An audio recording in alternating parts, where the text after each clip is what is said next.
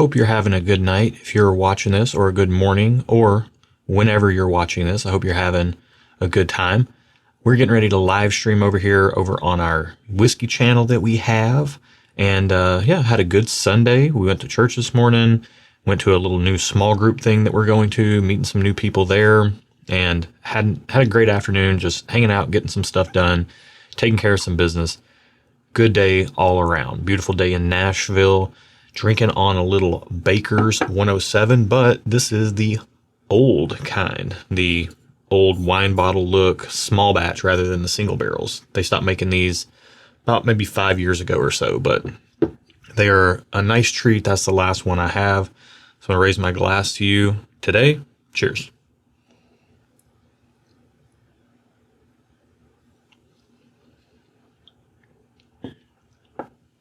It's good stuff. Very good stuff. I wish they still made the small batches. I like them better than the newer releases. But what are we going to talk about today? What's been on my mind? What's been on my heart? And truthfully speaking, there's this thing in our culture where everybody, a lot of the information out there is all focused on you or me. Everything's about me. Me. How everything is telling you to focus on yourself in our society. And what I want to bring up is the fact that, that's not the way. That's not the way. I mean, you do have to focus on yourself. You should focus on yourself. You should take care of yourself. But part of being a man, in my opinion, or just a good person in general, is to think about others more than yourself. There's a quote, and I don't know who it's by specifically off the top of my head, but it is something along the lines of being humble isn't thinking about yourself less, or it's not thinking less about yourself, but it's thinking about yourself less.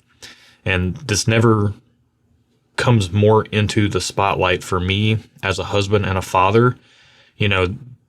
Back in the day, around the turn of the century, 1999 to 2001, somewhere around there, the comedian Chris Rock released a special, and he had a joke that kind of ended the special, talking about how when a dad comes home from work, he just wants the big piece of chicken.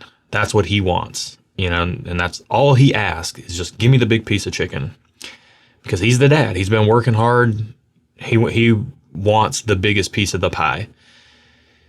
And I think about my own behavior as a father and as a husband, and I view my job as making sure my wife and my daughter are taken care of. If they want the biggest piece, they get the biggest piece. I'll deal with what's left. That means sometimes I eat the heel end of the bread and they get the slices of bread. Sometimes it means they get the big pieces of chicken. I got to take the scraps. Or, they want the thigh and I got to deal with the wing or something. I don't know. The idea of taking care of other people and being sacrificial with boundaries, I'm talking about in the context of the people I'm close with, the people that I love, being sacrificial in that sense and putting them before yourself. Those sorts of things matter. You don't have to do this with everybody. I would encourage you not to. You have to set boundaries, and you can't always put everyone before yourself. Otherwise, you're going to end up being a doormat, and that's no way to live. But I do want to say that, treating the people that are close to you in your life and doing things for others just in general, finding a way to make the world better. We all have our platforms. We all have, our circles, our social circles, all these ways that we can use our influence to somehow make a difference. And we're getting ready to have a big charity fundraiser as part of our whiskey channel here on YouTube. And that's something that I just went out on faith and trusted that it was going to be something that would make a difference. And that was in 2021 when we had the first one. Here we are now, 3 years later. We've had 2021, 2022, 2023. We've had 3 of these things now.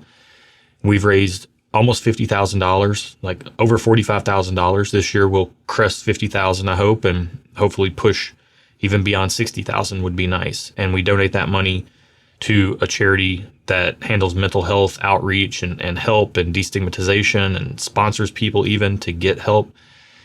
And that's something that, did I envision that I would do that, or on the back of that, meet people who I work together with now in a charity board for an organization that we started that donates $40,000 or more a year to multiple different charities? Never thought in a million years that would be where I would find myself. But I do all these things in service of others to some extent because I think it's important. I think it's very, very important to make sure that you're focusing outwardly. Make sure you're good inwardly, health-wise, mental health-wise, physical health, spiritual, emotional, all the ways in which you need to be healthy. You need to make sure you're taken care of first. Fill your own bucket up so that you can then go pour into other people's. But once you're taken care of, I urge you to go out there and find somebody else that you can do something with. Or I urge you to take a step back and let someone else take a step in front of you. And no matter what it is, it's a practice that I don't think is common in our culture anymore. And I think it's something that people don't talk about enough.